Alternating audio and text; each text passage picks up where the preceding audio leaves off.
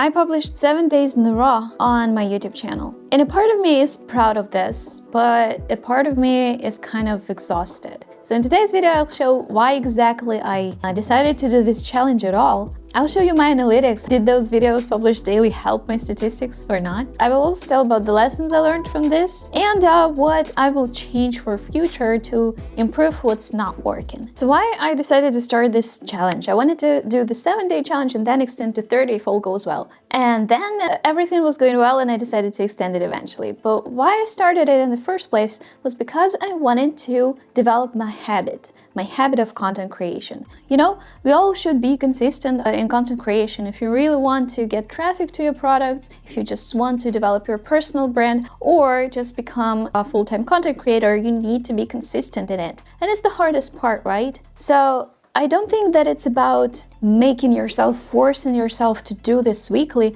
I believe it's about a habit. Once it's a habit, it's automatic. You don't even think about it. I did have this habit back then when I was creating my lifestyle channels, but I lost it. Because I was inconsistent, I was just publishing videos when I was feeling like it, I realized that I lost it. And I wanted to get the habit of content creation back because I preach that myself. I tell my clients to film weekly. I encourage them to do that, but I myself really fail at it. And I wanted to change that. Imagine that you move like a gigantic object in front of you. You want to, for example, recently our washing machine broke. We bought the new one. We had to move it around the house. The hardest part in the pushing your washing machine into the place is actually starting. When it started to move, it kind of creates that inertia effect and it's easier to do that. But the hardest push will be in the beginning. I wanted to remove that friction as fast as possible, so I knew that I had to start to do something with it. The first reason is to create the habit, to remove the friction, to make it just not that big of a deal to script and film like I can do that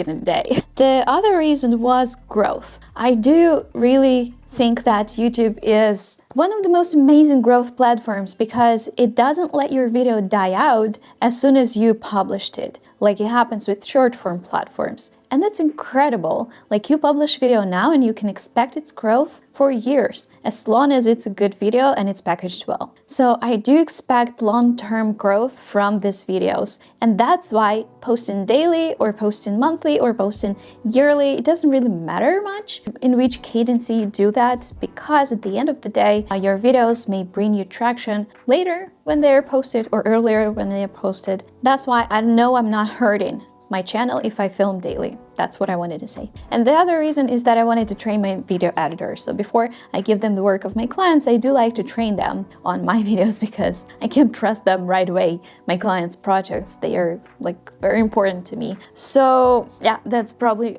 uncommon reason, but it's still a reason why I do that. Let me show you what results this channel has after I posted 6 videos in a row, by the way, not 7. So let's look at the hourly statistics. It's definitely grown.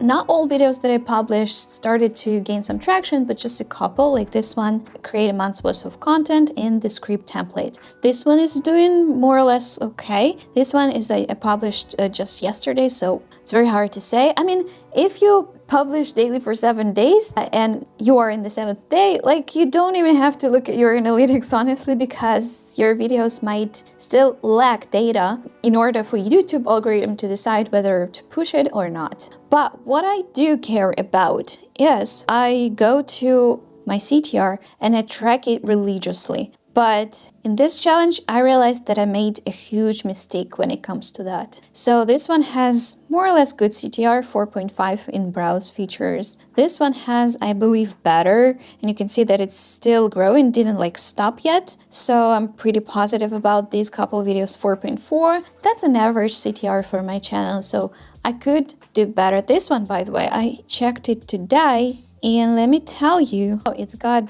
great CTR in browse features, 11.5. So I kind of have some hope about this video if the CTR doesn't drop. Of course, the more views, the more impressions, the lower your CTR is gonna get because of it. And if you want to look at the overall statistics, published videos, and only recently I'm starting to gain some traction to those, and that's fine. I don't really panic about it, and I definitely got more watch time, and it's been only 7 days.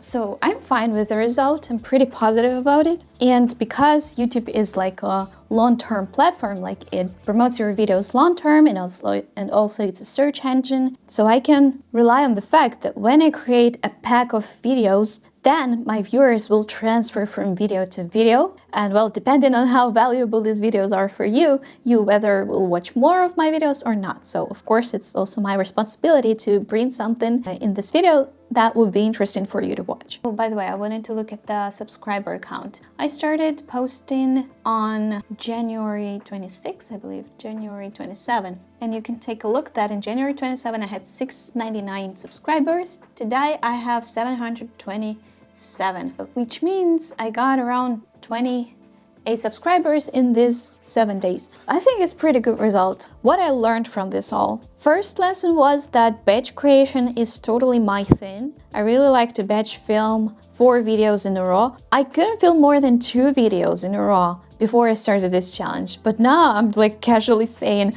I film usually 4 videos in one session, and I'm like, what? Do you? Really? She's an icon. I do. That's great. I just realized that I doubled my filming capacity when it comes to the amount of videos I can film. That's great. Although these videos are not super long, like 10 minutes on average. So of course, longer videos will take longer time to film, but 4 videos in a row, that's a lot of energy spent. And if you put yourself in this position, in this condition, when you have to do that, it doesn't even feel like, oh my God, I filmed 4 videos, I'm gonna die. Actually, it feels like, well, that was a plan. The plan got completed. I'm kind of satisfied with how my to-do list is going today. So in future, if I have to film, I would rather spend like 4 hours scripting videos and spend 2 hours filming them in like 2-day period than do this video by video every week. Yeah, I think this is something that I'm gonna pursue in future. Another lesson I learned was editing does get easier and faster. Well, no wonder, right? If you film like every other day, when you script every other day, when you set up your filming setup every other day, it does get faster and easier. So like in the beginning, I had to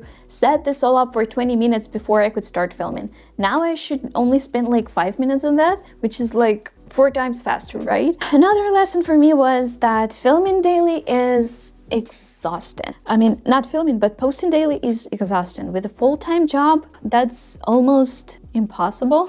Another lesson I learned that I started this challenge thinking that for now, I'll trust my thumbnail designer to create whatever he wants. And sometimes it does work because he has some good ideas too, of course. I thought that I won't, take that much care of the thumbnail because it's a lot of work anyways, but that was so wrong. Thumbnails make or break your YouTube videos, seriously. So you know the Pareto's law. 20% of the things that you spend time on bring you 80% of the result. Like seriously, thumbnail brings 80% of the result of the video. And you should probably spend more time on it, because why even bother posting a video with unoptimized thumbnail? All this time that you spend on making a video is useless, seriously useless. No use of that if you don't package your video well. And I learn it and I relearn it every time, looking at CTRs and seeing that some CTRs are not as good as I want them to be. So I do need to start working on thumbnails better, even if it means sacrificing some other things like editing or revisions or even filming.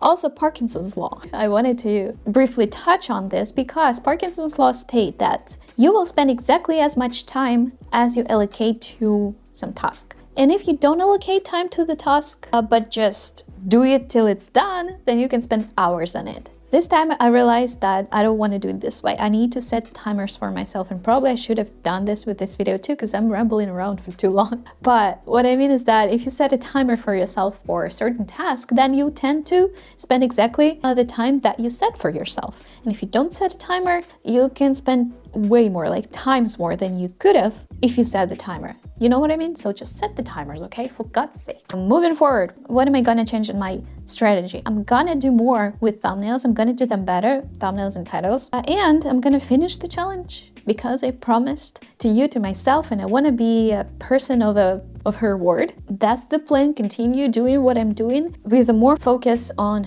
thumbnails and with lessons learned here. For example, right now for the next video, I'm gonna go ahead and set the timer. And yeah, the video that I posted yesterday is gonna be here, and the video that I'm gonna post tomorrow is gonna be here. Bye.